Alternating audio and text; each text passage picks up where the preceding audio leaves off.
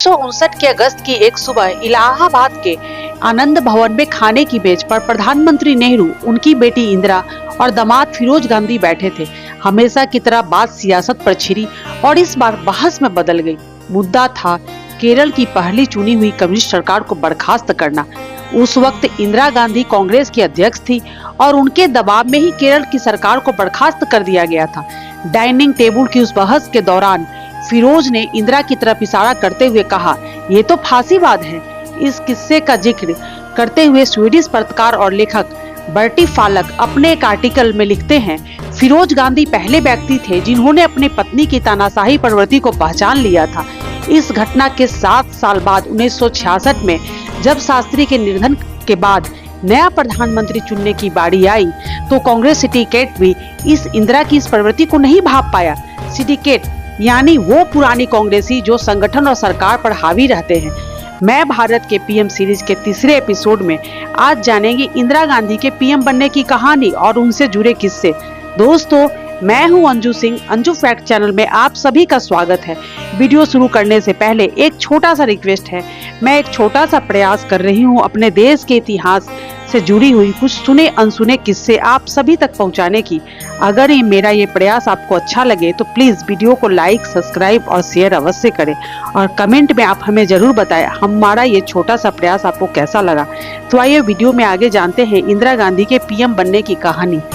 11 जनवरी 1966 की देर रात उस वक्त के प्रधानमंत्री लाल बहादुर शास्त्री का ताशकंद में निधन हो गया। एक तरफ उनका शव भारत लाने की तैयारी चल रही थी तो दूसरी तरफ भारत में कांग्रेस के अंदर प्रधानमंत्री की कुर्सी की रेस एक बार फिर शुरू हो चुकी थी। मोरारजी देसाई एक बार प्रधानमंत्री बनने से चूक गए थे, लेकिन इस बार वो मौका नहीं गंवाना चाहते थे। मोरारजी देसाई के रास्ते में कांग्रेस सिंडिकेट खड़ा था। इसमें के कामराज, नीलम संजीव रेड्डी, एस निजलीगप्पा, एस के पाटिल, हितेंद्र के देसाई, वीरेंद्र पाटिल, सीएम पुनाचा, अतुल्य घोष, सत्येंद्र नारायण सिन्हा, चंद्र भानु गुप्ता, पीएम नाथ गौड़ा, अशोक मेहता, त्रिभुवन नारायण सिंह, राम सुहंग सिंह और बीडी शर्मा जैसे नेता थे। वरिष्ठ पत्रकार और लेखक सांगरिका घोष अपनी किताब Indira India's most powerful prime minister में लिखती हैं कि शास्त्री के निधन के बाद एक बार फिर सिंडिकेट एक्टिव हो गया। सिंडिकेट ने कांग्रेस अध्यक्ष कामराज को प्रधानमंत्री की कुर्सी के मानने के लिए मनाने में जुटे थे, लेकिन कामराज ये बात जानते थे कि उस समय देश गैर हिंदी भाषी साउथ इंडियन को पीएम स्वीकार नहीं करेगा। इस कारण उन्होंने सिंडिकेट से कहा, मुझे रहने ही दो, न ठीक से हिंदी जानता हूँ न अंग्रेजी, फिर पीएम कैसे बन सकता हूँ। सिंडिकेट कामराज की बात से सहमत हो गया, लेकिन वो मोरारजी देसाई को पीएम की कुर्सी से दूर रखना चाहता था। उसका मानना था कि मोरारजी पीएम बन गए तो किसी की नहीं सुनेंगे। ये उस समय था जब इंदिरा गांधी सूचना प्रसारण मंत्री थी। संसद में किसी भी प्रश्न का उत्तर देने में उनके हाथ पैर कांपते थे। लोग उन्हें गूंगी गुड़िया कहने लगे थे। ये गूंगी गुड़िया सिंडिकेट के लिए परफेक्ट चॉइस थी। नेहरू की बेटी होने के कारण उन्हें कोई खारिज नहीं कर सकता था। सिंडिकेट उनके मार्फत सरकार में मनमानी कर सकता था। 1967 के आम चुनाव में 13 महीने बाकी थे।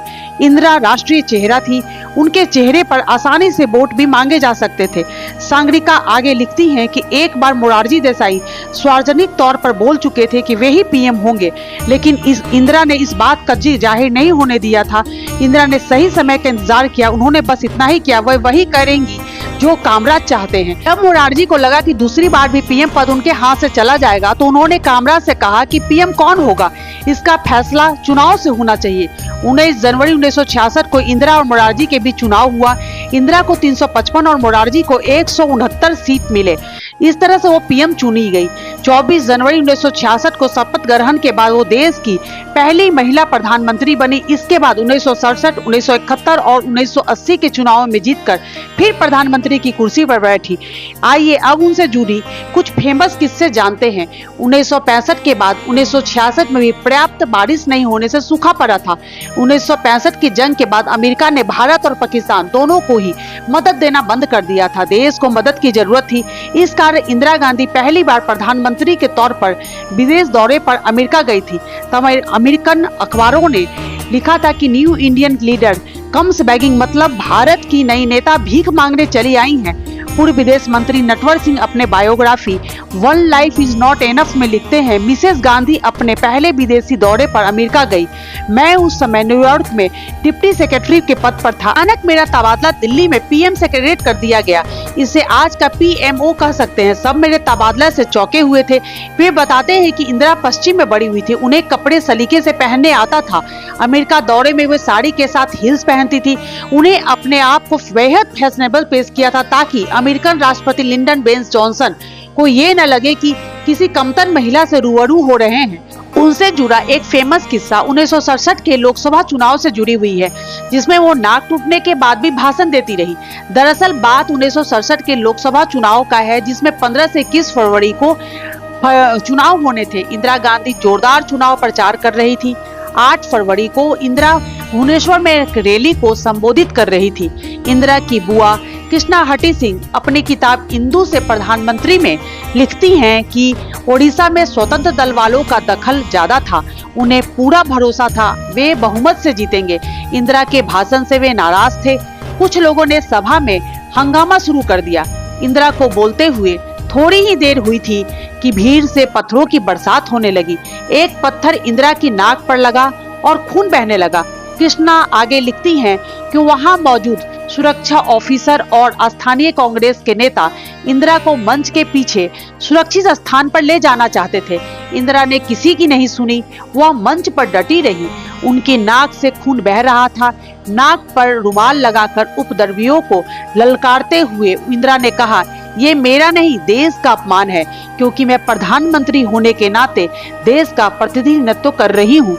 Natwar Singh one life is not enough में लिखते हैं कि इंदिरा की नाक से लगातार खून बह रहा था, लेकिन अफसोस इस बात का था कि किसी को भी उनका ब्लड ग्रुप तक पता नहीं था। कृष्णा हटी सिंह आगे लिखती हैं, इसके बाद इंदिरा कलकत्ता में भी टूटी नाक लेकर ही एक सभा को संबोधित करने गई थी। दिल्ली जाकर उन्होंने जांच करवाई तो पता चला उनकी नाक टूट गई है। जब वो ऑपरेशन के बाद घर लौट आई तो मैंने मुंबई में फोन करके उनका हाल चाल पूछा। इंदिरा ने मजाकिया अंदाज में बोला, बुआ मैंने होश आते ही डॉक्टर से पूछा कि आपने प्लास्टिक सर्जरी करके मेरी नाक को सुंदर तो बना दिया ना? आपको तो पता है मेरी नाक कितनी लंबी है। बुआ मेरी नाक को सुंदर बनाने का एक और मौका लगा था, लेकिन कमबख्त डॉक्टरों ने कुछ न किया और मैं वैसी की वैसी रह गई। दरअसल जुड़ी एक फेमस किस्सा 1971 के युद्ध का है, जब अमेरिका के आने से पहले ही पाकिस्तान ने समर्पण कर दिया था। दरअसल बात उस समय की है जब पाकिस्तान ने 3 दिसंबर 1971 को ऑपरेशन चंगेज खा के तहत कश्मीर पर हमला कर दिया था।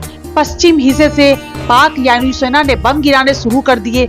ये वो दौर था जब पूर्वी पाकिस्तान, जिसे हम आज बांग्लादेश कहते हैं, वहां पाक सेना के अत्याचारों के चलते रोज 1 लाख शरणार्थी भारत आ रहे थे।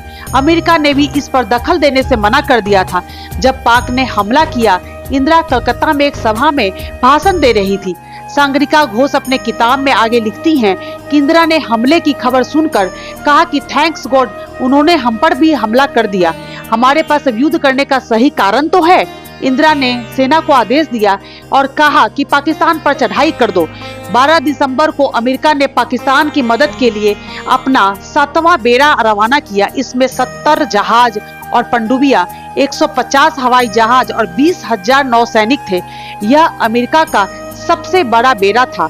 इस दिन इंदिरा दिल्ली के रामलीला मैदान में एक सभा को संबोधित कर रही थी। उन्होंने कहा, हम किसी से डरेंगे नहीं, किसी के आगे झुकेंगे नहीं।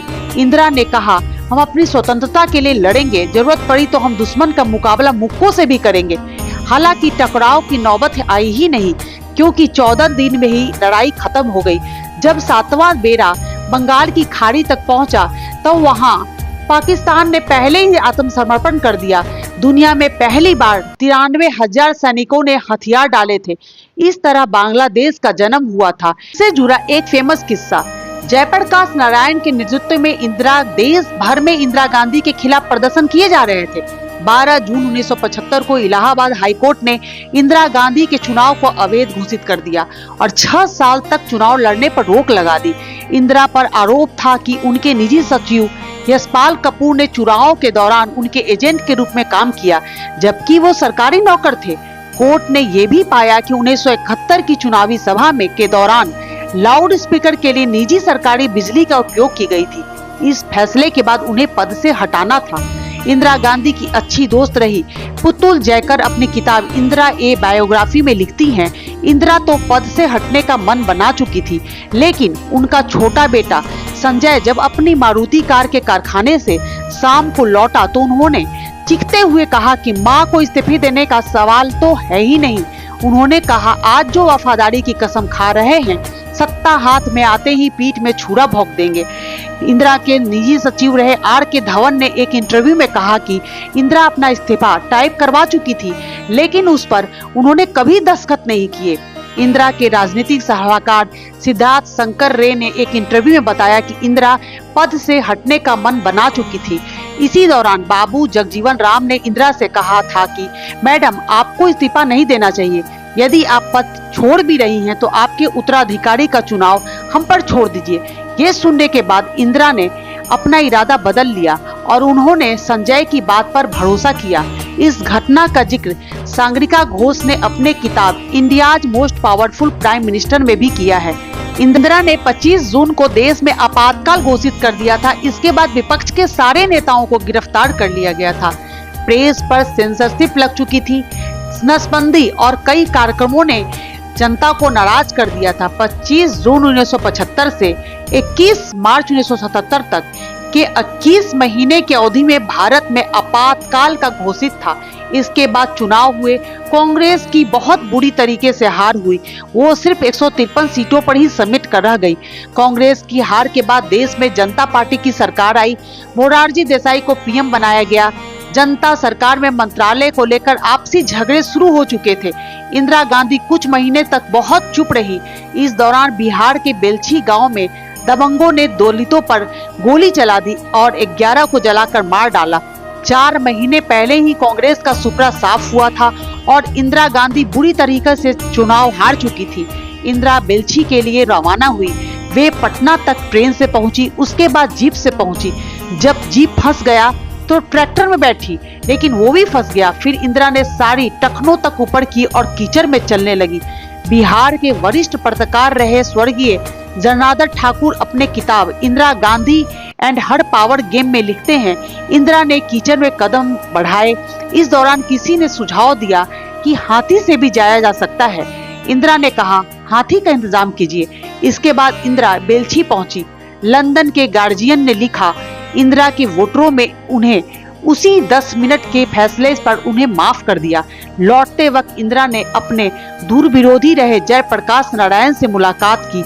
इस मुलाकात के बाद जेपी जब तक जीवित रहे उन्होंने इंदिरा के खिलाफ कभी बयान नहीं दिया। 3 साल बाद 1980 में मध्यावधि चुनाव हुए और एक बार फिर इंदिरा गांधी की वापसी हुई। कांग्रेस को इस बार 353 सीट मिले। 1980 के दशक की शुरुआत से ही पंजाब में खालिस्तान की मांग जोर पकड़ चुकी थी। ये आंदोलन जरनैल सिंह भिंडरावाले के लीडरशिप में चल रहा था। भिंडरावाले ने अमृतसर स्थित हरिमंदिर साहिब परिसर को अपना मुख्यालय बना रखा था। उसको पकड़ने के लिए इंदिरा गांधी के आदेश पर सेना ने हरिमंदिर साहिब में प्रवेश किया। खूब खून खराबा हुआ। सिख इससे काफी नाराज थे। 30 अक्टूबर 1984 का दिन था। इंदिरा गांधी ओडिशा के भुवनेश्वर में रैली कर रही थी। तभी इंदिरा अपने पहले से तय स्पीच में इतना कहने लगी, मैं आज हूँ, कल शायद यहाँ न रहूं। मुझे चिंता नहीं है कि मैं रहूं न रहूं। मेरा लंबा जीवन रहा है। मुझे इस बात का गर्व है कि मैंने अपना पूरा जीवन अपने लोगों को सेवा में बिताया है। मैं अपनी आखिरी सांस तक ऐसा करती रहूंगी। जब मैं मरूंगी तो मेरे खून का एक एक कतरा भारत को मजबूत करने में लगेगा। इसके 24 घंटे बाद 31 अक्टूबर 1984 के दिन शाम को खबर आती है कि देश के प्रधानमंत्री इंदिरा गांधी नहीं रही। इंदिरा के ही 2 सिख गार्डों ने उनकी गोली मारकर हत्या कर दी। देश के लोग अवाक रह गए। कहा जाता है कि इंदिरा गांधी को अपने मौत का अनुमान हो गया था। मैं भारत के चौथे सीरीज में कल जानेंगे कि ठोकर खाने के बाद मोरारजी देसाई को आखिरकार कैसे मिली प्रधानमंत्री की कुर्सी।